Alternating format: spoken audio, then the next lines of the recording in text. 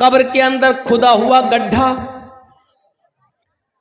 उसमें रखी हुई लाश, उसके ऊपर रखे हुए लकड़ी के तख्ते और फिर ऊपर से मिट्टी।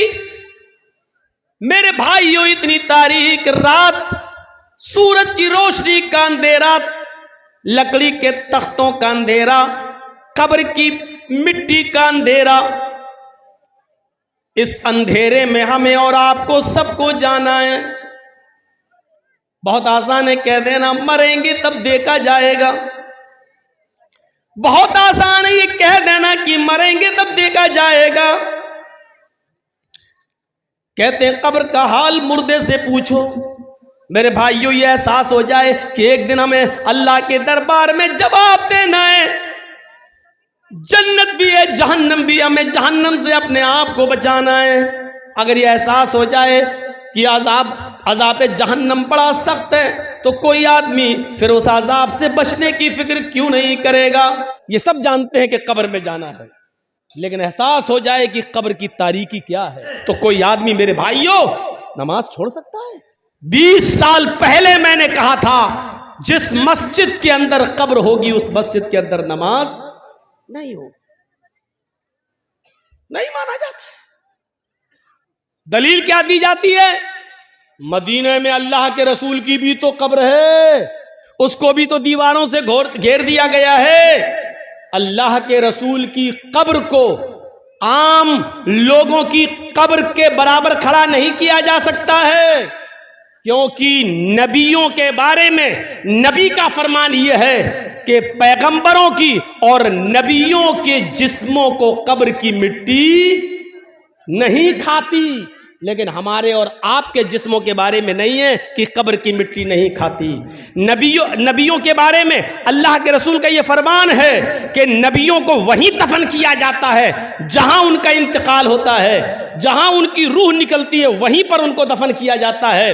नबियों के लिए मसाइल अलग हैं और अवाम के लिए मसाइल अलग हैं। लिहाजा नबी की कब्र को हम आज की कब्र पर महमूल नहीं कर सकते हैं। अल्लाह के रसूल का ही यह फरमान है कि नबियों को वहीं दफन किया जाता है जहां उनकी रूह निकले, यानी मुझे भी वहीं दफन करना जहां मेरा इंतकाल हो। नबी अकरम ने यह फरमा कर साफ कर दिया कि मेरी कब्र वहीं होगी जहां मेरा इंतकाल होगा। नबियों की कब्र को खोद कर नहीं निकाला जा सकता है, लेकिन किसी इंसान को गाड़ दिया जाए, किसी इंसान को दफन कर दिया जाए और पता चले कि यहाँ तो मस्जिद थी, मस्जिद में एक आदमी को दफन कर दिया गया, अगर 10 साल बाद 20 साल बाद भी पता चले तो फिर उस कब्र को खोदा जाएगा। अगर उसमें से कुछ हड्डियां मिलती हैं तो उनको निकाला जाएगा और उनको मुसलमानों के कब्रस्तान में मुंतकिल कर दिया जाएगा और कब्र को जमीन के लेवल पर करके उस पर नमाज पढ़ी जाएगी। अगर 10, 15, 20 साल के बाद अगर उसमें हड्डियां भी ना मिले, जब कब्र को खोदा जाए तो उसमें हड्डियां भी ना मिले, क्योंकि जिस्म इंसान का मिट्टी से बना हुआ और जिस्म को मिट्टी बन जाना है। अब अगर हड्डियां नहीं मिलती हैं तो उस कब्र से 1-2 तसला, 1-2 बड़ा बर्तन भरकर मिट्टी निकाली जाएगी और उसको मुसलमानों के कब्रस्तान में मुंतकिल कर दी जाएगी और इस कब्र को जमीन के बराबर करके उस पर नमाज पढ़ी जाएगी। लेकिन मसला है वो अपनी जगह पर कायम रहेगा। आप उसकी चाहे कितनी दीवारें खड़ी कर दें, चारों तरफ से उसको कितना भी घेर दें, लेकिन जिस कब्र मस्जिद के अंदर कब्र है उस मस्जिद के अंदर नमाज नहीं होगी, नहीं होगी, नहीं होगी। ये उसी नबी का फरमान है जिस नबी का फरमान ये है कि नबियों को वहीं दफन किया जाता है जिस जगह नबियों का इंतकाल होता है। उसी नबी का यह भी फरमान है कि अपने घरों को कब्रिस्तान मत बनाओ। यह भी कहा उसी नबी ने, लानतुल्लाहि अलल यहूदी वन नसारा इत्तखज़ू कुबूर अंबियाहिमुल मसाजिद। अल्लाह की लानत हो यहूद और नसारा पर जिन्होंने अपने अपने नबियों की कब्रों को मस्जिद बना लिया है। मेरे भाइयों, कब्रों को मस्जिद नहीं बनाया जा सकता है, मस्जिद में कब्र नहीं बनाई जा सकती है। लिहाजा इस हदीस को अपनी जगह पर, ये मसले पुराने हो चुके हैं, अब लेटेस्ट मसाइल की तरफ आइए, नए नए मसाइल की तरफ आइए। वक्त की ज़रूरत है नए मसाइल की तरफ आना। तो ये मसले तो बहुत पुराने हो चुके हैं, तो हमें इन मसलों को जानने की ज़रूरत है। जहाँ इस्लाम ने एहतराम इंसानियत बताई है, वहीं इस्लाम के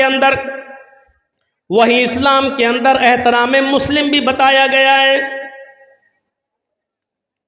अच्छा, अब ये अंदाजा लगाओ, जब अल्लाह ये कह रहा है कि पड़ोसी के बच्चों को प्यार और मोहब्बत की नजर से देखो, तो इसका मतलब क्या हुआ? अपने बच्चों से कितना प्यार करो। ये आप अंदाजा लगा सकते हैं ना। जो इस्लाम दूसरों के बच्चों से मोहब्बत करने का हुक्म दे रहा हो, तो उससे अंदाजा लगाओ कि फिर अपने बच्चों से कितनी मोहब्बत होनी चाहिए। जो इस्लाम पूरी इंसानियत के साथ अच्छा सलूक करने की का हुक्म दे रहा हो, तो फिर मुसलमानों के साथ अच्छा सलूक करने का उसमें कितना हुक्म होगा। या अय्युहल्लज़ीना आमनुत्तकुल्लाह हक़्क़ तुक़ातिह वला तमूतुन्ना इल्ला व अंतुम मुस्लिमून वअतसिमू बिहब्लिल्लाहि जमीअन वला तफर्रक़ू। इसके बाद वज़कुरू निअमतल्लाहि अलैकुम इज़ कुंतुम अअदाअन फ़अल्लफ़ बैन क़ुलूबिकुम फ़अस्बहतुम बिनिअमतिही इख़वाना। याद करो, आए मुसलमानों, याद करो उस दिन को, उस दौर को याद करो। वज़कुरू निअमतल्लाहि अलैकुम इज़ कुंतुम अअदाअन, कि तुम आपस में एक दूसरे के दुश्मन थे। फ़अल्लफ़ बैन क़ुलूबिकुम, अल्लाह ने तुम्हारे दिलों में उल्फत डाल दी। फ़अस्बहतुम बिनिअमती इख़वाना, तो तुम अल्लाह की इस नेमत से, इस्लाम की नेमत से, कुरान की नेमत से, नबी की नेमत से तुम आपस में भाई भाई हो गए। अल्लाह ने हमें उस दौर को याद दिलाया जब हम आपस में एक दूसरे के दुश्मन थे। एक एक रोटी और एक एक बोटी के पीछे हम एक दूसरे का कत्ल कर दिया करते थे। एक गांव के एक आदमी की बकरी दूसरे के गांव के खेत में, एक आदमी के खेत में चली गई, इतनी सी बात को लेकर झगड़ा शुरू होता है दोनों कबीलों और दोनों खानदानों के बीच में। जानते हो ये लड़ाई कितने दिन तक चली? ये लड़ाई 27 साल तक चली। ये लड़ाई 27 साल तक, और 27 साल के बाद जब ये लड़ाई बंद होती है तो दोनों तरफ से मरने वालों की तादाद गिनी जाती है, तो मरने वालों की तादाद थी 40,000।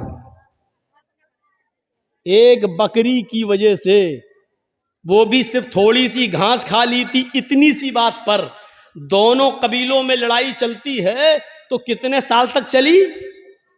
27 साल। और 27 साल के बाद जब बंद होती है तो दोनों तरफ से मरने वालों की गिनती कितनी हुई? 40,000। अंदाजा लगाओ कितने खतरनाक लोग थे, कितनी डेंजर कौम थी। हम लोग तो मौजमपुर लखीपुर को रोते हैं कि इधर जान की कोई कीमत ही नहीं है, कब मार दो और कब नदी में बहा दो। कितनी डेंजर कौम थी। लेकिन ये डेंजर कौम भी जानते हो कितनी हमदर्द बन गई इस कुरान की नेमत से कि एक गज़वे में, गालिबन गज़वे ज़ातिर रिक़ा के मौके पर सहाबा जंग लड़ते लड़ते जख्मी हो जाते हैं। कोई इस झाड़ी के नीचे, कोई उस झाड़ी के पास, कोई उस पहाड़ी के पास। एक सहाबी पानी लेकर घूम रहे हैं कि कोई जख्मी मिले उसको पानी पिलाऊं। उसकी नजर झाड़ी के किनारे पड़े हुए एक सहाबी के ऊपर पड़ती है जो जख्मों से चूर रहे और चीख रहे हैं, पानी पानी। ये सहाबी उसके पास पहुंचते हैं, उनको उठाते हैं, सर पकड़कर अपनी रान के ऊपर रखते हैं, उनको पानी का गिलास उनके मुंह में रखते हैं, देते हैं कि पानी पियो। जैसी पानी का गिलास उनके होठों तक जाता है, अभी वो पीते नहीं कि दूसरी झाड़ी से आवाज आती है, पानी, काश मुझे भी पानी मिल जाए, या थोड़ा सा पानी तुम मेरे लिए भी छोड़ देना। ये खुद प्यासा था, इसने पानी नहीं पिया, छोड़ दिया और कहा मेरा भाई मुझसे भी ज्यादा प्यासा है, मुझसे भी ज्यादा पानी का मुतलाशी है, लिहाजा जाओ पहले तुम उसको पानी पिला दो। यह आदमी उसके पास जाता है, उसके होठों से पानी का प्याला लगाता है कि तीसरे की आवाज आती है, थोड़ा बच जाए तो मेरे लिए भी छोड़ देना, मेरा भी हलक सूखा जा रहा है। दूसरे आदमी ने तीसरे की तरफ रेफर कर दिया, नहीं नहीं मैं रह सकता हूं, मेरा भाई मुझसे भी ज्यादा प्यासा लग रहा है, जाओ तुम पहले उसको पानी पिलाओ। ये पानी पिलाने वाला तीसरे के पास जाता है, उसको उठाता है, पानी का प्याला जमीन पर रखकर उसको सहारा देकर उठाकर अपने सीने पे लगाता है, फिर पानी का प्याला उठाकर उसके हलक में डालने की कोशिश करता है, उसके होंठ पे लगाता है, होंठ हिल नहीं रहे हैं। पानी का प्याला रखकर उसके दिल की धड़कनों को देखता है तो धड़कनें बंद हैं। सांस नाक में उंगली रखकर देखता है तो सांस बंद है। यानी तीसरा सहाबी रूह कब से उनसुरी को परवाज कर चुकी है, उसका इंतकाल हो चुका है। इसने तीसरे को जमीन पर लिटाकर दूसरे के पास लौट कर आया। चलो ये तीन ही थे, अब दूसरे को ही पिला दे। जब दूसरे के पास जाता है तो क्या देखता है, वो भी मुस्कुराते हुए चेहरे के साथ लेटा हुआ है और उसकी भी सांसें बंद हो चुकी हैं। वो जल्दी से भागा कि पहले के पास चलूं। क्या देखता है कि पहला भी जहां आफरी के सुपुर्द कर चुका है, पहला भी अल्लाह को प्यारा हो चुका है। इस सहाबी की भी जान जा चुकी है। जो कौम 40 जो कौम 27 साल तक लड़ती हो, जो कौम 40,000 लोगों के मरने के बाद भी जिनकी तलवारें खून की प्यासी रहती हो, ऐसी डेंजर कौम को अल्लाह के नबी ने कैसा बनाया कि एक सहाबी दूसरे के लिए अपनी जान देने लगे, एक सहाबी दूसरे के लिए अपनी जान न्यौछावर करने लगे। एक सहाबी ने इसलिए पानी नहीं पिया कि मेरा भाई मुझसे ज्यादा प्यासा है, और दूसरे ने इसलिए नहीं पिया कि तीसरा मुझसे भी ज्यादा प्यासा है। जरा आप अंदाजा लगा सकते हैं ये कौन सा जज्बा था। एक आदमी दूसरे के लिए अपनी जान दे रहा है। इसी को कुरान कहता है, वज़कुरू निअमतल्लाहि अलैकुम इज़ कुंतुम आदान फ़अल्लफ़ बैन क़ुलूबिकुम फ़अस्बहतुम बिनिअमती इख़वाना। आए लड़ने वालों, झगड़ने वालों, उस दौर को याद करो, उस जमाने को याद करो जब तुम आपस में एक दूसरे से लड़ते थे, जब आपस में तुम एक दूसरे की गर्दनें उड़ाया करते थे, तुम आपस में एक दूसरे के हरीफ थे, एक दूसरे के दुश्मन थे। फ़अल्लफ़ बैन क़ुलूबिकुम, अल्लाह ने तुम्हारे दिलों में उल्फत डाल दी। ये होता है मुसलमान, एक मुसलमान दूसरे मुसलमान के लिए। अपने लिए तो सभी जीते हैं, दूसरों के लिए जीना असल जीना, दूसरों के लिए। इसलिए फरमाया अल मुस्लिमु मन सलिमल मुस्लिमून मिन लिसानिही व यदिही। मुसलमान तो वो है कि जिसकी जबान से और जिसके हाथ से दूसरे मुसलमान को तकलीफ न पहुंचे। पहले जबान का लफ्ज है, मिन लिसानी व यदी, और जिसके हाथ से। मुसलमान तो वो है कि जिसकी जबान से और जिसके हाथ से दूसरे को तकलीफ न पहुंचे। इसमें कौन पूरा उतर रहा है? जबान से तकलीफ हम दे रहे हैं, हाथ से तकलीफ हम दे रहे हैं। अरे किसी को कत्ल करना तो बहुत दूर की बात, अल्लाह के नबी सल्लल्लाहु अलैहि वसल्लम ने लोहे का कोई हथियार उठाकर इशारा तक करने से मना किया है। जैसे देख रहा है, ये कोई 10 मीटर दूर खड़ा, कत्ल करना तो बहुत दूर की बात है। आप 10 मीटर 20 मीटर दूर से ये कहें, देख रहा है ये पूरा का पूरा रामपुरी है, घुसा दूंगा पेट के अंदर। 10 मीटर 20 मीटर की दूरी से इशारा करना भी एक मुसलमान के लिए दूसरे मुसलमान के लिए जायज नहीं है। हम कौन सी दुनिया में, यहां हाल ये है हमारा कि तकलीफ ना हो किसी को, ना जबान से ना हाथ से। भैया देखो, सामने से मत उठिए, आप लोग पीछे से उठ के जाइए यार। मेरे सामने से जाते हैं तो बड़ा डिस्टर्ब होता है। कहां जा रहे हो चाचा? अब ये इस उम्र में घर जाके क्या करेंगे, पूछो जरा, सोचो। वो देखिए बेचारे बड़ों में शुगर के मरीज हैं लग रहा है। अच्छा, जिन लोगों को पेशाब ज्यादा आता है तो उनको बीच में बैठने की जरूरत क्या है? उनको आगे पीछे दाएं बाएं बैठना चाहिए पहले ही से। ये सिस्टम होना चाहिए। ये सब उसके खिलाफ है अदब के, सामने से उठना। एक बार हैदराबाद में तकरीर कर रहा था, सामने से कोई आदमी आया तो मैं समझा गया जा रहा होगा पेशाब करने, सीधे मेरा माइक पकड़ के कहता है कैसे बोला। और उसके बाद जो लाठी डंडे टमाटर अंडे चले, वो दौर हमें आज तक याद है। तो डर लगता है, सामने से कोई आदमी जब उठता तो मुझे डर लगता है। वो हैदराबाद हमें याद आ जाता है। इंसान हम भी हैं, खोपड़ी में वो ऐसा बैठ गया है कि जब भी कोई उठता तो वो हैदराबाद याद आ जाता है। तो सामने से मत उठा करिए। जबान से और हाथ से तकलीफ नहीं होनी चाहिए किसी को, किसी मुसलमान को किसी मुसलमान से। लेकिन यहां तो हाल ये है कि हम अपनी परेशानियों से इतना परेशान नहीं हैं जितना आपके आराम से हमें परेशानी हो रही है। हमें अपनी दाल से इतनी परेशानी नहीं हो रही है जितना आपके गोश्त से हमें परेशानी हो रही है। हमारे घर में क्या पका है उससे परेशानी नहीं हो रही है। आपके घर में कुकर की सीटी से आने वाली बिरयानी की खुशबू हमें और परेशान कर देती है कि ये आदमी हमसे ज्यादा अच्छा कैसे खा रहा है। ये सूरत हाल हो चुकी है आज की। हम दूसरे को बर्बाद करने के चक्कर में लगे हुए, मिटाने के चक्कर में लगे हुए हैं। और आदमी ये नहीं सोचता कि आप दूसरे के लिए जो कुआं खोद रहे हैं उसमें आप भी गिर रहे हैं। जर्जी साहब को दुश्मनी है आपसे, अब हम आपको बर्बाद करना चाहते हैं, हम आपके पीछे भाग रहे हैं, आप हमसे जान बचा के भाग रहे हैं।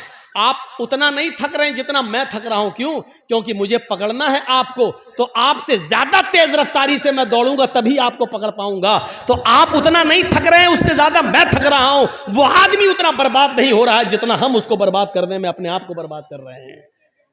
एक आदमी की जमीन का झगड़ा चला दूसरे आदमी से, दूसरे आदमी को 1 लाख की जमीन है लेकिन हमें चाहिए, हमारा पावर है। वो पुलिस में रिपोर्ट करके कोर्ट मुकदमा करके सोच रहा ले लेंगे, लेकिन जमीन 1 लाख की, लेकिन 1 लाख रुपए की जमीन लेने के लिए 3 लाख बर्बाद कर चुका अब तक। कोर्ट कचहरी बर्बाद करके उसने अपने आप को और ज्यादा बर्बाद कर लिया है। लेकिन जिद है कि हमें इसी की जमीन चाहिए। वो 3 लाख रुपए की जमीन और उससे अच्छी कंडीशन में दूसरी जगह मिल जाती है, लेकिन नहीं, हमें इसको सबक सिखाना, इसी की जमीन चाहिए। उसकी 1 लाख की जमीन को लेने के लिए 3 लाख बर्बाद कर चुका है। 3 लाख। मेरे इटावा में एक मौलवी है जो हमें बर्बाद करने के चक्कर में हमारा 5 लाख बर्बाद हुआ तो वो 20 लाख बर्बाद कर चुका है। कितने ये जो टीवी पे जो खबरें आती है ना, ममता का मौलाना और जो जहरीला मौलाना, मैं भी सोचता हूं ये टीवी वालों को देता कौन है। बाद में पता चला कि वो इटावे का मौलाना ही यूट्यूब से कटिंग कर करके निकाल के योगी मोदी के खिलाफ जो हम बोले उसको कटिंग कर करके पैसा दे दे के चलवाता है कि ताकि ये मौलाना के ऊपर FIR हो जाए।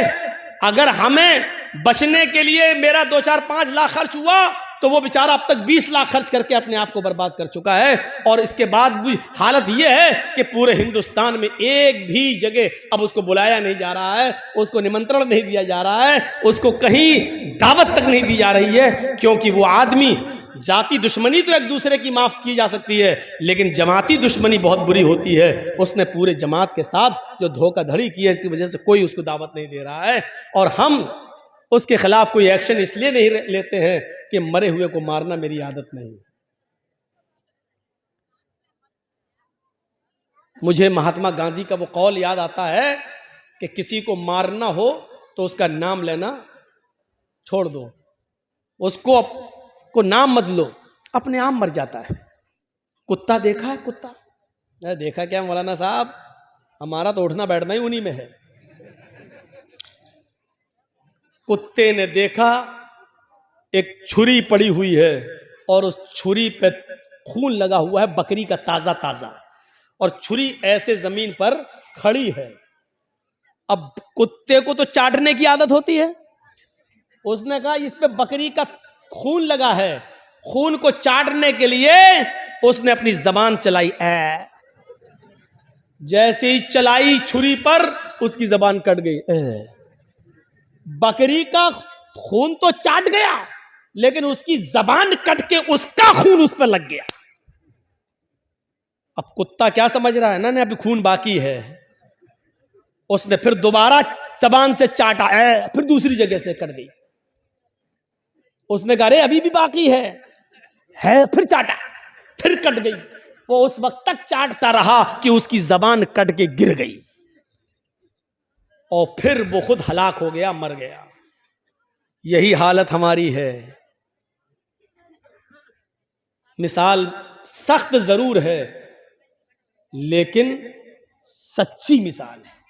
हम दूसरे को बर्बाद करने के लिए यही अपने आप को बर्बाद कर लेते हैं, जैसे कुत्ता बकरी के खून को चाटने के लिए अपना ही खून चाटते चाटते अपनी जबान काट बैठा। यही हाल हमारा है। आज जुमे के खुतबे में मैंने सब सुनाया था ना कि वो दो सहाबी थे, जिन लोगों ने ना सुना हो सुनो, जिनके कपड़े की दुकानें पास पास थीं। एक आदमी, एक सहाबी का कपड़ा बिक गया, दूसरा कस्टमर आया, दूसरा भी बिक गया, तीसरा कस्टमर आया, उसी दुकान पर तीसरा भी कपड़े के थान ले गया, चौथा आया, उसने चौथा भी उसी को दे दिया उसी दुकान ने, पांचवा कस्टमर आया उसी दुकान पर कपड़ा खरीदने। दुकानदार कहने लगा नहीं, अब वो कपड़ा मेरे पास नहीं है, मेरे भाई के पास चले जाओ, इससे भी अच्छा कपड़ा तुम्हें वहां मिल जाएगा, ये पड़ोस में दुकान है। उसने ये सोचकर उसको भेज दिया कि मेरे तो 4 कपड़े के थान बिक गए, मेरे घर में मेरी बीवी बच्चों का गुजर बसर चल जाएगा, मेरे भाई की तो बोनी तक नहीं हुई है उस पड़ोसी की, उसके भी बीवी है, उसके भी बच्चे हैं, उसको भी शाम को कमा कर ले जाना है और अपने बीवी बच्चों का पेट पालना है। उसने ये सोचकर अब हमारे पास कपड़ा नहीं है कह दिया, ताकि मेरे भाई की भी कुछ बोनी हो जाए, उसको भी इतना कपड़ा उसका भी बिक जाए कि उसके घर में चूल्हा जल जाए। मेरे भाइयों, उसने मना कर दिया कि मेरे पास कपड़ा खत्म हो गया, जाओ मेरे भाई की दुकान के पास चले जाओ। मेरे भाइयों, ईमानदारी के साथ बताना, कंपटीशन के दौर में हमारी इधर चाय की दुकान, बगल में इधर चाय की दुकान, हम दूसरे की दुकान पर आने वाले कस्टमर को भी अपनी आवाज देकर बुला लेते हैं। हम ये ई रिक्शा चला रहे हैं, उधर दूसरा हमारा भाई भी चला रहा है, उसके पास आने वाली सवारी को भी हम खींच लेते हैं। कितना? 20 रुपया? नहीं, आओ हम 15 लेंगे, आओ बैठ जाओ। हम उसके भी मुंह से रोटी का लुकमा छीन रहे हैं। हमारे घरों में बरकत हो तो कहां से हो, हमारे बच्चों को बीमारियां न लगे तो कैसे न लगे, हमारे माँ बाप को बीमारियां और कैंसर जैसी बीमारियों में मुलव्वस न हो तो क्यों न हो, क्योंकि हमने रोजी रोटी के सारे नाजायज तरीके इस्तेमाल कर रखे हैं। हम तो अपने भाई की खुशी देखना ही नहीं चाहते हैं, हम अपने दुकान के होते हुए दूसरे की दुकान पे कस्टमर आता हुआ देखना ही गवारा नहीं कर सकते हैं। मेरे भाइयों, इस्लाम की तालीम ये तो नहीं थी, इस्लाम की तालीम ये तो नहीं थी। इमाम अहमद इब्न हंबल रहमतुल्लाह अलैह के पास एक बूढ़ी औरत आती है और सुनो, आए बीड़ियों का धंधा करने वालों सुनो, आए तंबाकुओं के धंधे करने वाले सुनो, आए सूद और ब्याज के खाने वालों सुनो, आए लंबे चौड़े बैंक बैलेंस बनाने वालों सुनो, आए बैंकों की नौकरियां करने वालों सुनो। इमाम अहमद इब्न हंबल रहमतुल्लाह अलैह के पास एक बूढ़ी औरत आती है और कहती है, इमाम मोहतरम, कहा जी एक मसला पूछने आई हूं, मेरी माँ बहनें सुने, उस जमाने की औरतें, और वो भी बूढ़ी औरतों में कितना तकवा हुआ करता था।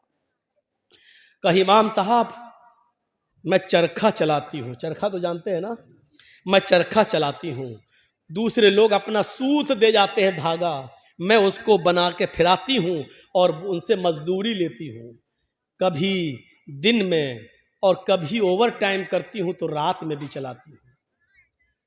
मैं चिराग जलाकर मैं चरखा चलाती हूं, जब मेरे पास तेल होता है तो मैं चिराग अपना जलाती हूं और सूत फिराती हूं। इमाम साहब, उसकी मजदूरी में लेती। कहा इसमें बुराई क्या है? कहा मैं ये नहीं पूछने आई हूं कि बुराई क्या है, मैं ये पूछने आई हूं कि कभी कभी मेरे पास चिराग जलाने के लिए तेल नहीं होता है। अच्छा, तो मैं सोने के लिए बिस्तर पर जाना चाहती हूं, लेकिन देखती हूं कि पड़ोसी के घर में चिराग जल रहा है और उसके घर के चिराग की रोशनी मेरे आंगन में आ रही है। मैं अपना चरखा लेकर उस आंगन में बैठ जाऊं और उस पड़ोसी के घर से जो चिराग जल रहा है, मैं मांगने नहीं गई उसकी रोशनी, लेकिन उसकी रोशनी ऑटोमेटिक मेरे घर में आ रही है। अगर मैं उसके चिराग की आने वाली रोशनी पे अगर सूत फिरा लूं और चरखा चला लूं और ये चलाकर मैं अपने मालिक से उसकी मजदूरी ले लूं, तो ये कमाई मेरे लिए हराम तो नहीं होगी, मेरे लिए ये मजदूरी हराम तो नहीं होगी। मैंने चोरी नहीं की है, मैंने उससे चिराग में का तेल नहीं मांगा है, उसके घर में चिराग जल रहा है और उसकी रोशनी मेरे घर आ रही है।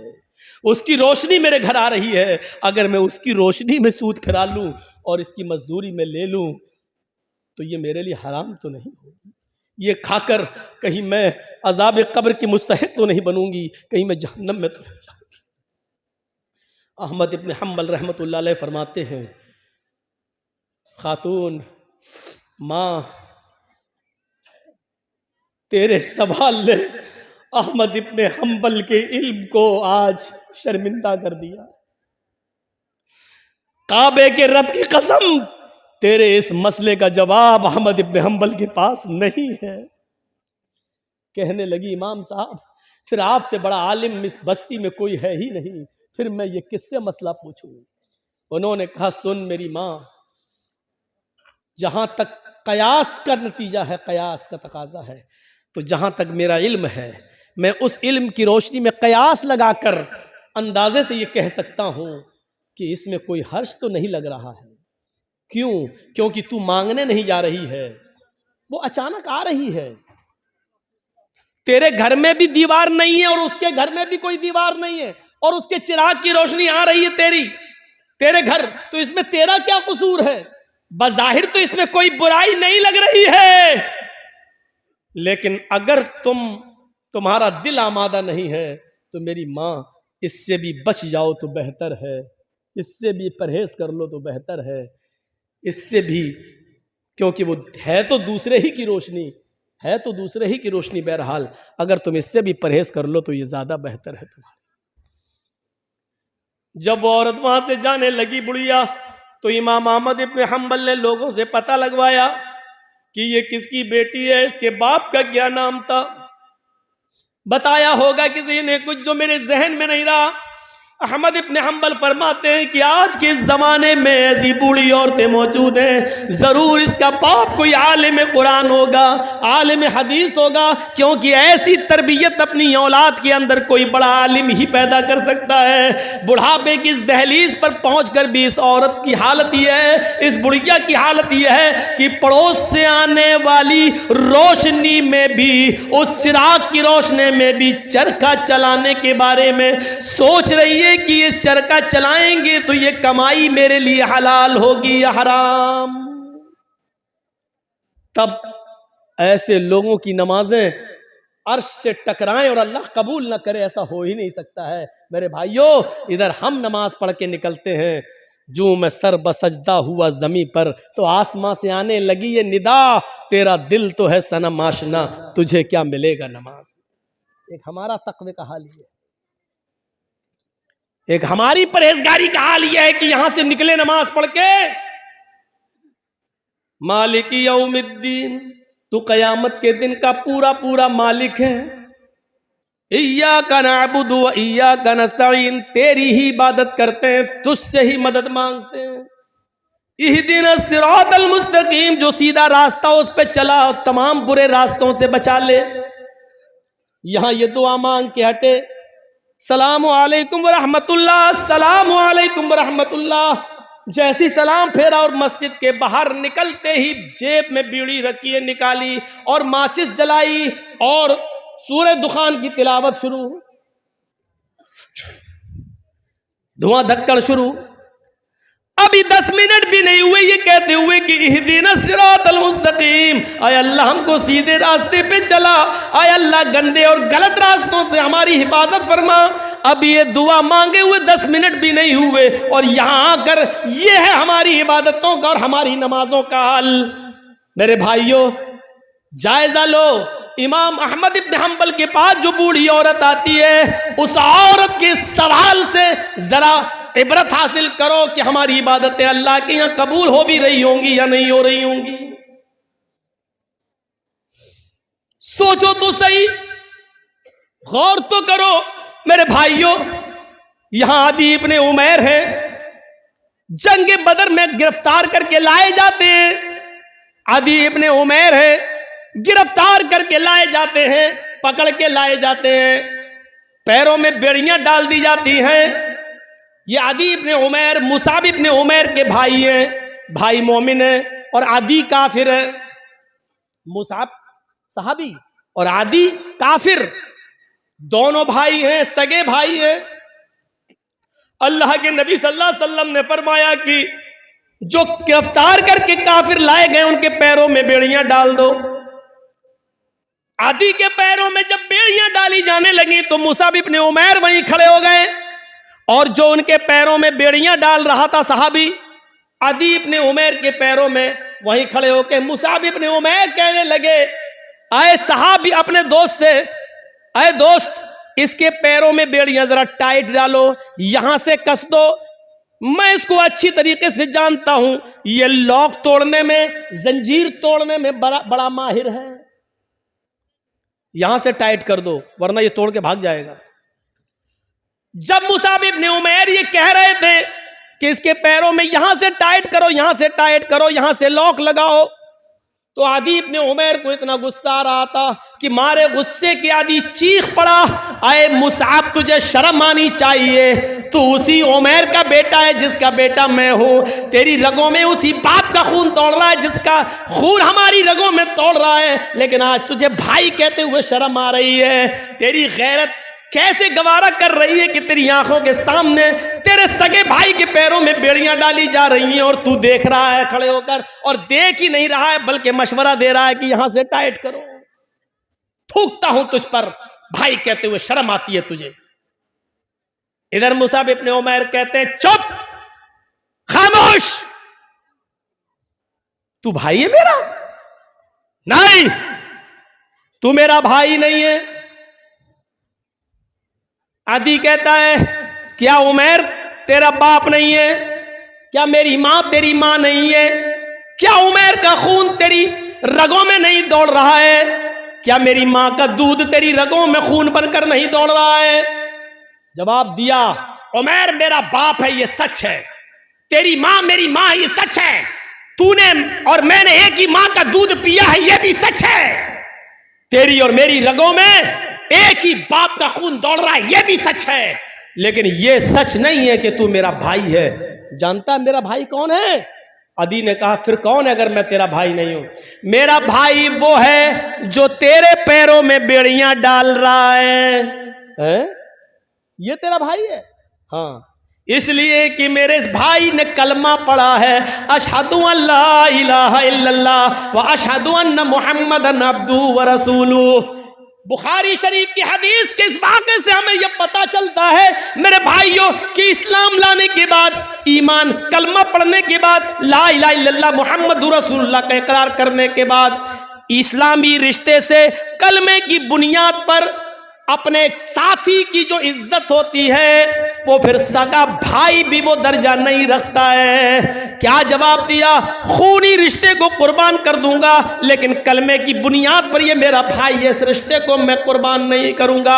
आए आदि, तू मेरा भाई नहीं, मेरा भाई वो है जो मेरे पैरों में बेड़ियां डाल रहा है, इसलिए कि इसने कलमा पढ़ा है, अशहदु अल्ला इलाहा इल्लल्लाह व अशहदु अन्ना मुहम्मदन अब्दुहु व रसूलुहु। इस कलमे की बुनियाद पर ये मेरा भाई है, तू भाई नहीं है। ये होता है इस्लामी रिश्ता, और इस्लामी रिश्ता इतना अहम होता है कि उसके लिए खूनी रिश्ते को कुर्बान कर दिया जाता है। अरे कम से कम उतना ही करो जो अपने लिए पसंद करो, वो अपने भाई के लिए पसंद, अपने मुसलमान भाई के लिए पसंद कर लो, यही काफी है, इतना ही करो। आज के जमाने में सईद इब्ने जुबैर को हज्जाज इब्ने यूसुफ की पुलिस ढूंढ रही थी, सईद इब्ने जुबैर को हज्जाज इब्ने यूसुफ की पुलिस ढूंढ रही थी। हुक्म था उसको पकड़कर जिंदा मेरे पास लाओ, उसको कत्ल किया जाएगा। सईद इब्ने जुबैर बड़े नेक आदमी थे, लेकिन हज्जाज इब्ने यूसुफ ने बड़े नेक लोगों को ही कत्ल किया है, एक एक करके न जाने कितने सहाबा को उसने कत्ल किया है। हज्जाज इब्ने यूसुफ ने सईद इब्ने जुबैर को पुलिस ढूंढ रही थी, पुलिस तलाश कर रही थी, लेकिन सईद इब्ने जुबैर किसी के हाथ नहीं लग रहे थे। रात को वो बहुत सी दूरी तय करके हज्जाज इब्ने यूसुफ की सल्तनत से निकलना चाह रहे थे, उसके मुल्क से बाहर भागने की कोशिश कर रहे थे ताकि मेरी जान बच जाए, लेकिन रात का वक्त था, अंधेरे में फायदा उठाकर वो जाया करते थे, और जब सुबह होती थी तो कहीं पनाह ले लिया करते थे ताकि हज्जाज इब्ने यूसुफ की पुलिस हमको न पकड़ ले। एक दिन रात को इशा की नमाज के बाद किसी मुसलमान के घर वो खाना खाने के लिए रुके थे। और मुसलमानों ही में से किसी ने जासूसी कर दी। हज्जाज इब्ने यूसुफ की पुलिस को बता दिया कि सईद इब्ने जुबैर फला आदमी के घर रुके हुए हैं और रात का हिस्सा गुजरने के बाद वो इस घर से निकलेंगे और वो फिर भागेंगे। हज्जाज इब्ने यूसुफ की पुलिस आती है और इशा की नमाज के बाद उस घर पे छापा मारती है। सईद इब्ने जुबैर पकड़ लिए जाते हैं। अब बताता हूं जासूसी किसने की? अपनों ने। अपने ही जासूसी करते हैं। लॉकडाउन के मौके पर आपने देखा होगा हमारे उत्तर प्रदेश में तो वही हाल था, जब हर चीज का गोश्त बंद था, कुछ नहीं ले सकते थे और चोरी छुपे कोई अगर भैंस काट लेता था तो अपने ही लोग जासूसी करते थे, फलां के घर में भैंस हुई है, और पुलिस आकर छापा मारती थी। जितने की भैंस नहीं उससे ज्यादा जुर्माना वसूल करती थी। अपने ही जासूसी करते हैं। इनाम का लालच होगा, इतना मिलेगा। सईद इब्ने जुबैर पकड़ लिए जाते हैं और सईद इब्ने जुबैर को हज्जाज इब्ने यूसुफ के पास लाया जा रहा है। लेकिन जहां पकड़े गए वहां से हज्जाज इब्ने यूसुफ इतना दूर है कि वहां तक जाने में 1 हफ्ता लग जाएगा। घोड़े पर, ऊंट पर बैठकर सफर किया जाए तो 1 हफ्ता लग जाएगा। कितना? 1 हफ्ता। लेकिन चल रहे हैं। नमाज का वक्त होता, वो नमाज पढ़ते। सफर में रोजा माफ है, लेकिन सईद इब्ने जुबैर सफर में भी रोजा रख रहे हैं, क्योंकि उनको मालूम हो चुका है कि अब मेरी मौत का वक्त करीब है। हज्जाज के सामने मैं लाया जाऊंगा और मुझे कत्ल कर दिया जाएगा। लिहाजा वो दिन में रोजा रखना शुरू कर दिए। जहां पुलिस वाले आराम करने के लिए रुकते वो वहीं नमाज पढ़ना शुरू कर देते और नफली इबादत करना शुरू कर देते। सईद इब्ने जुबैर की इबादत पुलिस वालों को बड़ी पसंद आई, उनका अखलाक बहुत पसंद आया। हज्जाज किन दोनों पुलिस वालों ने 3 दिन के बाद कहा, देखो सईद इब्ने जुबैर बड़ा नेक आदमी है, अगर इसको हम हज्जाज के पास ले जाएं तो हज्जाज इसको कत्ल कर देगा। बेचारा बच्चों वाला आदमी है, बीवी बच्चे इसके महरूम हो जाएंगे, और हज्जाज को क्या मालूम कि हमने इसको पकड़ा है।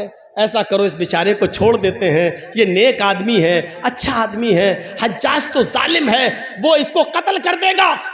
इन दोनों पुलिस वालों ने आपस में सलाह और मशवरा किया कि इस नेक आदमी के कत्ल की जिम्मेदारी हम अपने ऊपर न लें, छोड़ देते हैं इसको। ये दोनों पुलिस वाले सईद के पास आए, कहने लगे, आए सईद इब्ने जुबैर, आए सईद इब्ने जुबैर, तुम्हारी इबादत ने, तुम्हारे अखलाक ने मेरा दिल मोह लिया है। हम नहीं चाहते कि तुम्हें हज्जाज के पास लेकर चलें, मेरा दिल चाहता है कि तुम्हें हम छोड़ दें। आए हज्जाज, ये रात का वक्त है, अंधेरे का फायदा उठाओ और तुम निकल जाओ। हज्जाज को तो मालूम नहीं है कि मैंने तुम्हें गिरफ्तार कर लिया है। हम उसके पास जाएंगे और कह देंगे कि हमें सईद इब्ने जुबैर मिले ही नहीं। सईद इब्ने जुबैर ने कहा, तुम्हारी बड़ी मेहरबानी, मैं कसीरुल अयाल हूँ, मेरे बच्चे ज़्यादा हैं, मेरी बीवी है, बच्चों का बोझ है मेरे ऊपर, अगर तुम मुझे छोड़ रहे हो तो ये तुम्हारा रहमो करम है मेरे ऊपर। अच्छा है, छोड़ दीजिए भाई, मैं आपका ये एहसान कभी भूलूंगा नहीं। उन्होंने कहा, एहसान की क्या बात है, आप मुजरिम नहीं हैं, हज्जाज आपका दुश्मन है, वो आपको कत्ल करना चाहता है। जाओ, आए सईद, मैंने तुम्हें छोड़ दिया है, जाओ चुपके से, जाओ, निकल जाओ। सईद इब्ने जुबैर बड़े खुश होते हैं कि मुझे हज्जाज के पुलिस वालों ने छोड़ दिया, लेकिन उनकी खुशी ज्यादा देर तक न रही। वो थोड़ी दूर तक आगे गए होंगे, जैसे यहां से मौजमपुर बस आपका स्टैंड, 1 किलोमीटर तकरीबन गए होंगे, मुश्किल से 1 किलोमीटर गए होंगे, और जाने के बाद वहां कुछ सोचने लगते हैं और सोचकर फिर वहां से वापस आते हैं।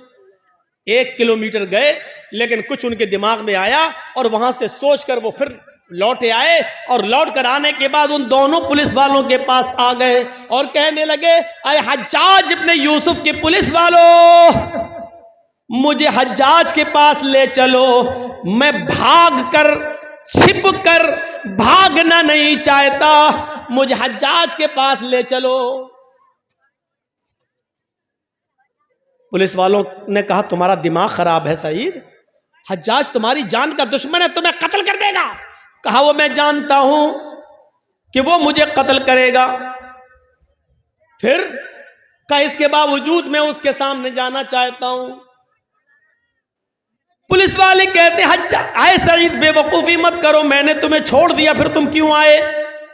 सईद इब्न जुबैर रोते हैं और रोते हुए कहते हैं, आए पुलिस वालों, तुम्हें नहीं मालूम जिस आदमी ने मेरी जासूसी की और तुम्हें यह बताया कि मैं इस घर में छिपा हूं, वो तो कहीं ना कहीं से देख ही रहा होगा, उसको तो ये मालूम ही होगा कि तुम दोनों ने मुझे गिरफ्तार कर लिया है, मुझे पकड़ लिया है।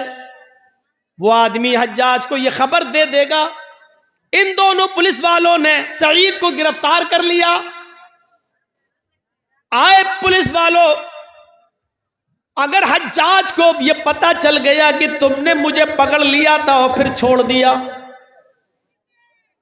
तो मैं तो बच जाऊंगा, लेकिन फिर तुम्हारा हश्र ये होगा कि तुम दोनों को खूनी चमड़े पर लिटाकर बिठाकर तुम्हारी गर्दनों को उड़वा देगा। और मैं ये नहीं चाहता कि मेरी जान बच जाए और मेरे बदले में तुम दोनों की जान चली जाए, मेरी गर्दन महफूज रहे और तुम दोनों की गर्दनें कट जाएं। अल्लाह के नबी ने फरमाया, जो अपने लिए पसंद करो वो अपने भाई के लिए पसंद करो, और जो अपने लिए पसंद ना करो वो अपने भाई के लिए पसंद ना करो। जब मुझे अपनी गर्दन अपने लिए कटाना पसंद नहीं है, तो अपने वजह से, मेरी वजह से तुम दोनों की गर्दनें कट जाएं, ये मुझे कैसे पसंद हो सकता है? अगर मेरे बीवी बच्चे हैं तो आपके भी तो बीवी बच्चे हैं, फिर मेरे बीवी बच्चों में मैं खुश रहूं और तुम दोनों की जान जाए और तुम दोनों की बीवी बच्चे एक दूसरे के ऊपर बोझ बन जाएं, ये इस्लाम ने नहीं सिखाया, ये हमारे नबी ने नहीं सिखाया। आए हज्जाज के पुलिस वालों, मुझे हज्जाज के पास लेकर चलो। इसके बावजूद उन दोनों ने समझाया, लेकिन नहीं माने सईद इब्न जुबैर, हम अपने लिए तुम्हारी जिंदगी खतरे में नहीं डाल सकते हैं। आखिरकार जिद करते रहे और वो दोनों पुलिस वाले उनको पकड़कर हज्जाज के सामने ले आए। हज्जाज ने कहा, बहुत बहुत मुबारक, तुम इनको पकड़ कर लाए हो, तुम्हें इनाम से नवाजा जाएगा। और कहा, कोई ख्वाहिश है तुम्हारी? उन्होंने वही ख्वाहिश जाहिर की कि हमें 2 रकात नमाज पढ़ना है। कहा, पढ़ लो। खूनी चमड़ा बिछा दिया गया। कुछ खाना है, कुछ पीना है? कहा, नहीं। क्यों? आखिरी तमन्ना तो सबसे पूछी जाती है, कुछ खाना हो पीना हो तो बता दो। सईद इब्न जुबैर ने कहा, इन्नी साइमुन, मैं रोजे से हूं। हज्जाज इब्न यूसुफ ने कहा, चलो। पीछे से हाथ बांध दिए गए, खूनी चमड़ा बिछा दिया गया, गर्दन नीची कर दी गई और हज्जाज के एक जल्लाद ने पूरी ताकत के साथ अपनी तलवार चलाकर सईद इब्न जुबैर को एक ही बार में उनकी गर्दन को उनके तन से जुदा कर दिया। पूरा वाकया बताने का मेरा मकसद सिर्फ ये है कि सईद इब्न जुबैर ने अपनी गर्दन कटाना गवारा कर लिया, लेकिन अपनी वजह से उन दोनों मुसलमान पुलिस वालों की जिंदगी खतरे में नहीं डाली। ये मुसलमान होता है जो अपनी वजह से दूसरे को मुसीबत में नहीं डालता है, जो अपनी वजह से दूसरे को तकलीफ में नहीं डालता है। वो मुसलमान ही क्या जिसकी वजह से दूसरे को तकलीफ पहुंचे। और हम तो उस वक्त सबसे ज्यादा खुश होते हैं जब हमारी वजह से हमारा पड़ोसी बेचैन हो, बेचैन हो। उस जमाने में क्या हाल था, एक आदमी के घर में बहुत से चूहे थे जो उसको तंग करते थे। उसने लोगों से पूछा, मैं क्या करूं बताओ? किसी ने कहा, एक बिल्ली ले आओ, बिल्ली पाल लोगे, चूहों को खाती रहेगी। उसने कहा, ये तुमने सही मशवरा दिया। 3-4 दिन के बाद उसी आदमी ने पूछा, क्या हुआ, बिल्ली लाए? उसने कहा, नहीं लाए। कहा, फिर क्या हुआ? क्या हुआ, चूहे हैं, अब क्या करेंगे? तो कहा, बिल्ली क्यों नहीं लाते हो? कहा, मैं बिल्ली खरीदने का इरादा किया कि मैं बिल्ली लाऊं और पाल लूं, लेकिन ये सोच कर नहीं लाया कि जब मेरे घर में बिल्ली आ जाएगी तो कुछ 2-4 चूहों को खा लेगी और बहुत से चूहे तो डर के मारे मेरा घर छोड़ देंगे और भाग जाएंगे, और वो घर छोड़कर भागेंगे तो मेरे पड़ोस में घुस जाएंगे। और अल्लाह के नबी ने फरमाया, पड़ोसियों का बहुत बड़ा हक है। जो चीज मैं अपने लिए पसंद नहीं करता हूं, चूहे वो डर के मारे मेरे पड़ोस के घर में पहुंचकर उनको वही तकलीफ दे जो मेरे घर में मुझे तकलीफ दे रहे हैं। तो ये भी तो सही नहीं है कि मैं अपनी तकलीफ से बच जाऊं लेकिन अपनी तकलीफ अपने पड़ोसी को दे दूं।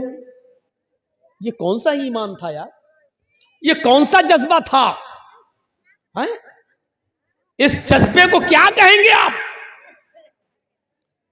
यहां तो बदगुमानियां हमने इतनी पाल रखी है एक दूसरे के खिलाफ। हमारी मौलाना जर्जीस की आपसे बनती नहीं है। अब हमें नहीं देखना चाहते, हम आपको नहीं देखना चाहते, गुस्सा घर में ही हो। अब आपने हमारे खिलाफ बहुत कुछ पाल लिया है, अपने दिमाग में रख लिया है। अब आपका जहन वही कहेगा जो आपके दिमाग में है। अब मौलाना जर्जीस चाहे कितना अच्छा काम कर रहे हो, लेकिन आपको बुरा लगेगा। अब जर्जीस साहब नमाज पढ़ के निकलेंगे तो आप क्या कहेंगे, देखो 9 से चूहे खा के बिल्ली चली हज का, कितना बड़ा मुल्ला बना फिर रहा है। अच्छी तकरीर करेंगे तो कहीं देख कैसे दिखावा कर रहा है। क्यों? क्योंकि आपके दिमाग में मेरे ताल्लुक से वही भरा है। आप घर की छत पर खड़े हैं, मैं मस्जिद से निकल कर नमाज पढ़ के निकला हूं और मैं जबान में बोलता हुआ बड़बड़ाता हुआ जा रहा हूं, सुभान अल्लाह अल्हम्दुलिल्लाह, सुभान अल्लाह अल्हम्दुलिल्लाह, मुंह चल रहा मेरा। और आपकी नजर मेरी नजर से मिल गई। आप घर की छत पे खड़े हैं, मेरे होंठ हिल रहे हैं और मैंने आपको देख लिया और आपने छत पे देखा ये होंठ हिल रहे हैं, तो आप समझेंगे ये कमीना मुझे गाली दे रहा है। ये बदगुमानी है। यही कुरान कहता है, या अय्युहल्लज़ीना आमनुज्तनिबू कसीरम मिनज़्ज़न इन्न बअज़-ज़न्नि, मोमिनो ईमान वालों एक दूसरे के बारे में ज्यादा बुरे गुमान मत किया करो। बाज गुमान इंसान को गुनाहगार बना देते हैं। एक लड़की हैंडफोन लगाकर चली जा रही है, बातें करती हुई जा रही है। उधर चाय की दुकान पे लड़के बैठे हैं, कहते हैं देखो बॉयफ्रेंड से बात करती हुई जा रही है। यही है बदगुमानी। हो सकता है कि वो अपनी माँ से बात कर रही हो सकता है कि वो हॉस्पिटल जा रही हो और उसका बाप बीमार हो, वो अपने भाई से अपने बाप की दवाओं के बारे में पूछ रही हो। हाँ, ये भी हो सकता है कि वो बॉयफ्रेंड से बात कर रही हो। लेकिन हमें अच्छा सोचने का हुक्म दिया गया है, बदगुमानी से हमें रोका गया है कि या अय्युहल्लज़ीना आमनुज्तनिबू कसीरम मिनज़्ज़न, ईमान वालों तुम ज्यादा गुमान मत किया करो, ज्यादा बदगुमानियों से बचो। इन्न बअज़-ज़न्नि, बहुत बाज़ बदगुमानियां इंसान को गुनाहगार बना देती हैं। अच्छा, जरूरी भी तो नहीं है, और ये बात जरूरी भी तो नहीं है कि हम जो सोचें वो सही हो। और कभी कभी हो सकता है दो आदमी हम लोग बैठे हैं और दोनों किसी के बारे में सोच रहे हो, दोनों गलत हो। मिसाल के तौर पर हमारे बगल में ये मौलाना साहब बैठे हैं, ये डॉक्टर हैं, हम भी डॉक्टर हैं। एक मिसाल, एक आदमी लंगड़ाता हुआ चला आ रहा है, जर्जीस साहब कह रहे हैं कि उसके पैर में मोच आ गई है इसलिए लंगड़ा रहा है। मैं डॉक्टर हूं, मुझे तजर्बा है कि उसके पैर में मोच आ गई है इसलिए लंगड़ा रहा है। हमारे बगल में जो मौलाना है ये डॉक्टर है, ये कह रहे नहीं नहीं नहीं नहीं नहीं, उसके कमर में दर्द है इसलिए लंगड़ा रहा है। क्योंकि मैं भी डॉक्टर हूं, मुझे भी तजर्बा है, मेरा तजर्बा कहता है कि उसके कमर में दर्द है इसलिए लंगड़ा रहा है।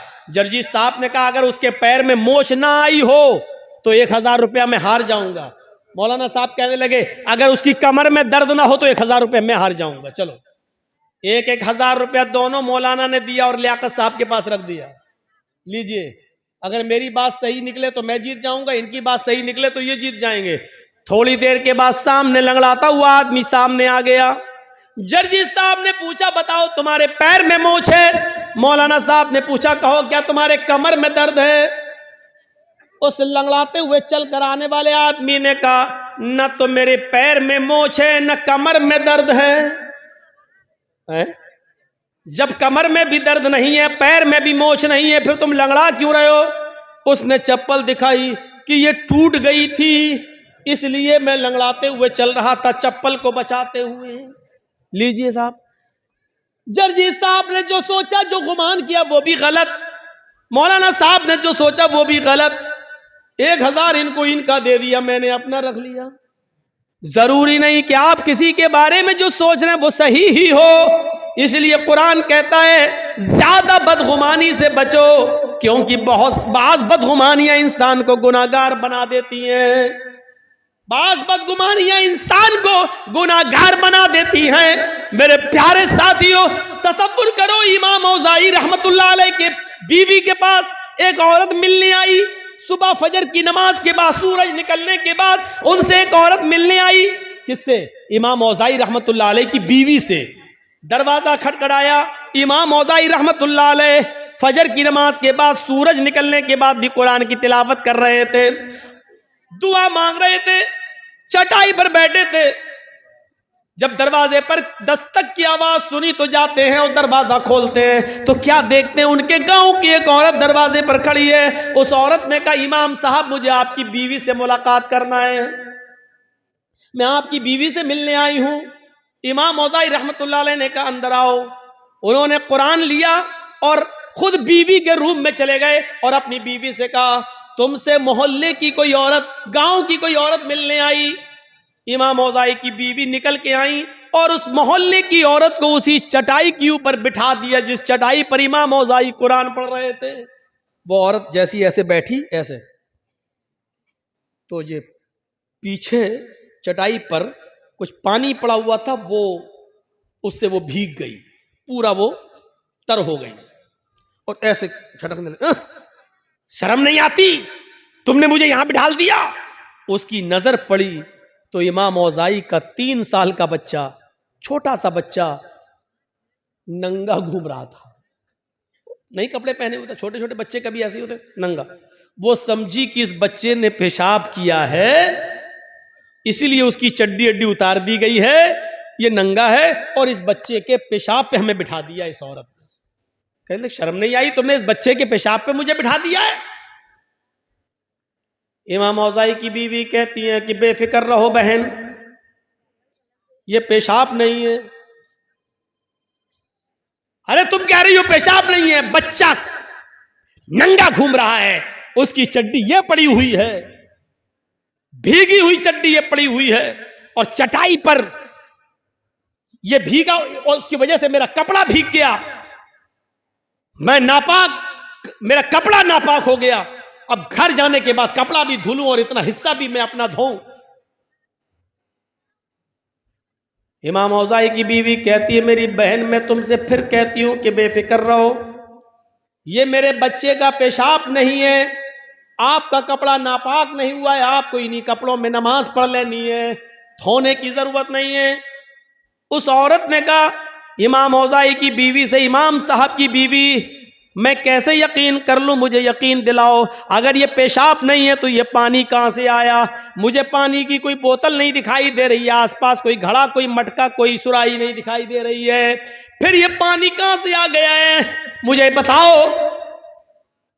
इमाम औज़ाई की बीवी ने लास्ट में आकर कहा, मेरी बहन अब सुनो, बार बार कह रही हो, मैं बताना नहीं चाहती थी लेकिन अब बताना पड़ रहा है, ये जिसको तुम पानी समझ रहे हो ये पानी नहीं है, ये मेरे शौहर हैं।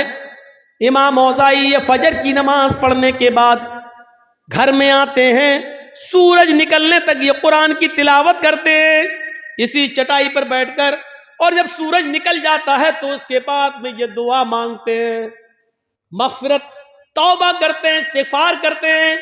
और जब अल्लाह से ये तौबा करते हैं, मग़फ़िरत की दुआ करते हैं, इस्तिग़फ़ार करते हैं, तो इतना रोते हैं, इतना रोते हैं, इतना रोते हैं कि इनके आंखों के आंसुओं से ये चटाई तर हो जाती है।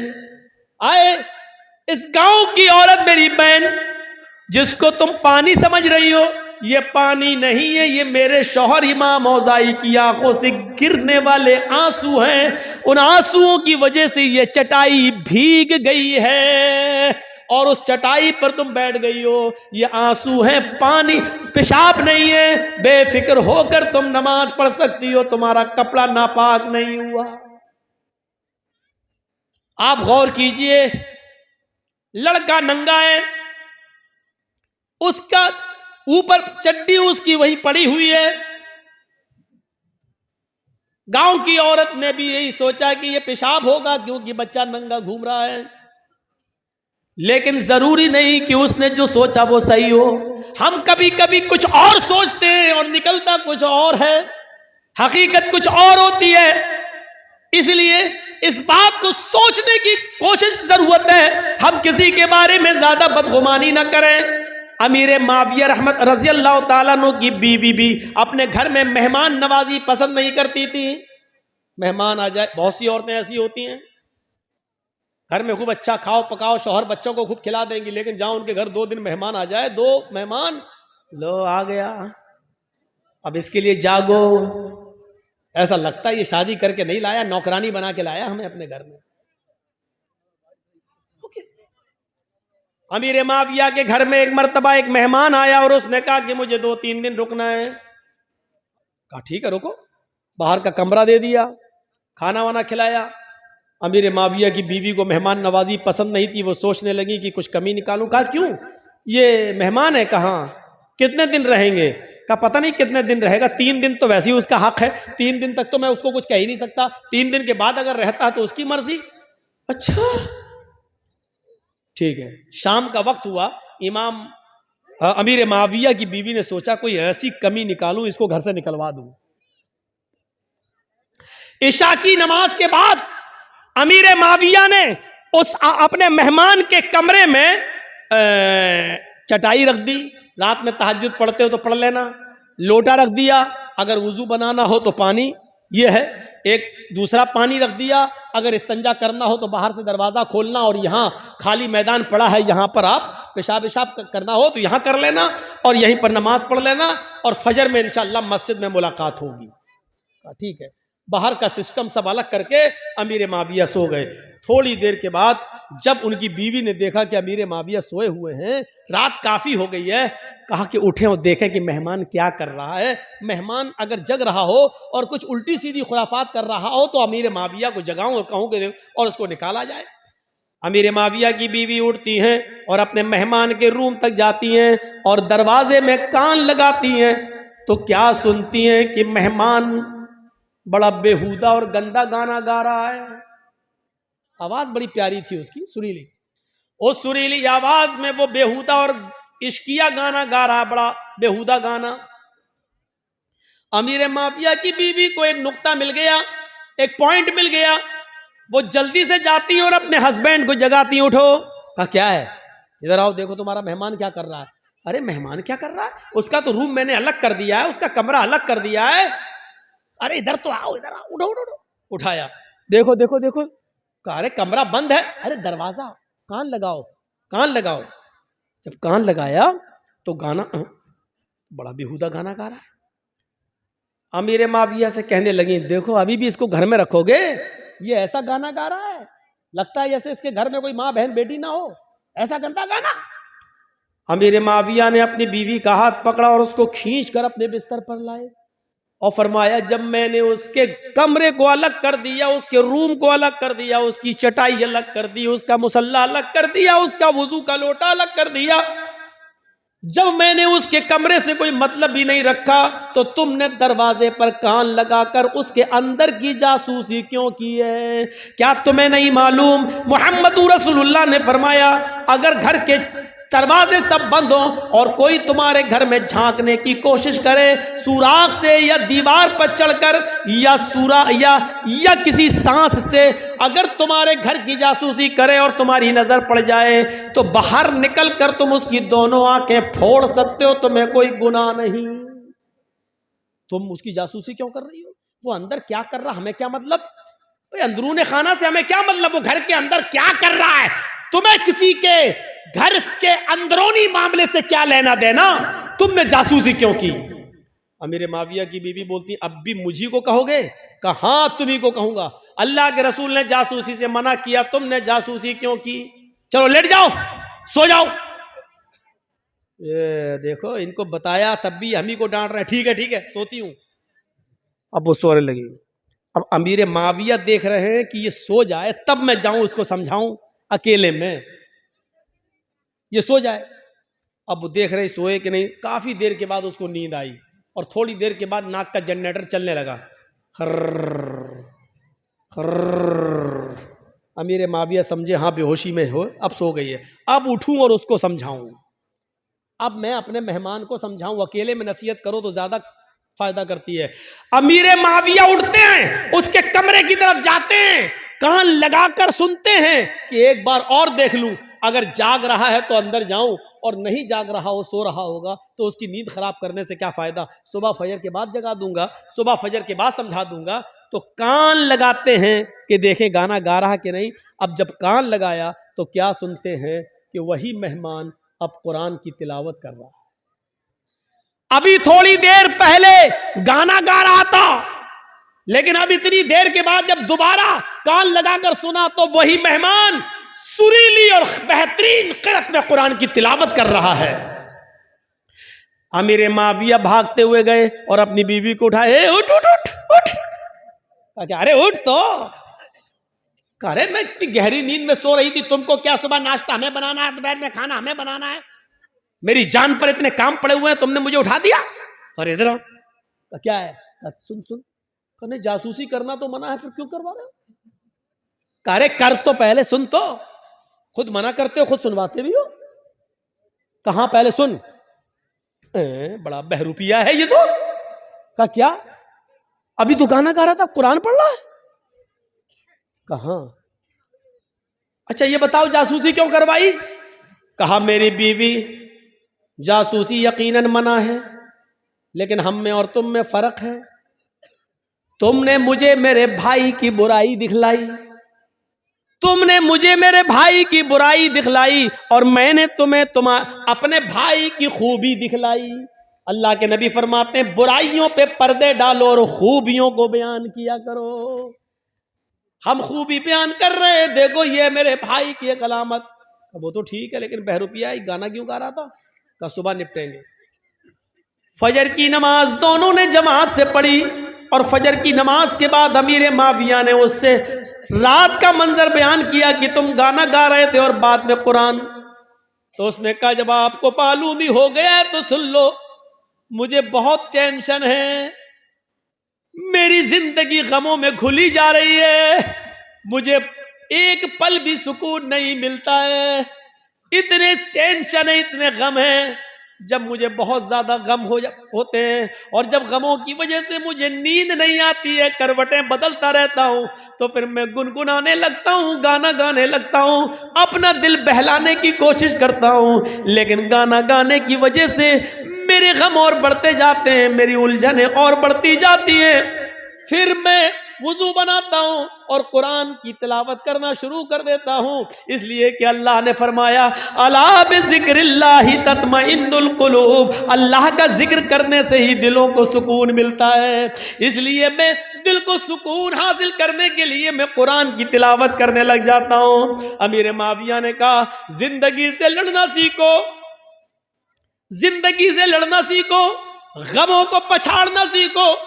गम हर इंसान की जिंदगी में आ सकते हैं, इससे लड़ना सीखो, गमों पर सब्र करो, और जब तुम्हें गम बहुत ज्यादा आ जाया करें और जब तुम्हें सोने न दिया करें तो तुम कुरान पढ़ लिया करो। इसलिए कि अल्लाह के ताला ने कहा है कुरान की तिलावत ही तुम्हारे दिलों को सुकून पहुंचा सकती है, तुम्हारे दिलों को सुकून दे सकती है। जिन लोगों को टेंशन बहुत रहता है, सुन लो, जिन लोगों को बहुत ज्यादा दिमागी उलझन रहती है, जो लोग बहुत ज्यादा दिमागी टेंशनों के शिकार हैं, मेरी 3 बेटियां 4 बेटियां बड़ी हैं, जवान है, शादी नहीं हो रही है, मेरा बच्चा बड़ा हो गया है, शादी के लायक हो गया, फिर भी माँ बाप की बात नहीं सुनता है, फिर भी घर देर से आ रहा है, जिनको 50 किस्म के गम खाए जा रहे हैं, उनको एक दुआ सिखला कर जा रहा हूं। ये दुआ को अपना वजीफा बना लो, ला हौला वला कुव्वता इल्ला बिल्लाह।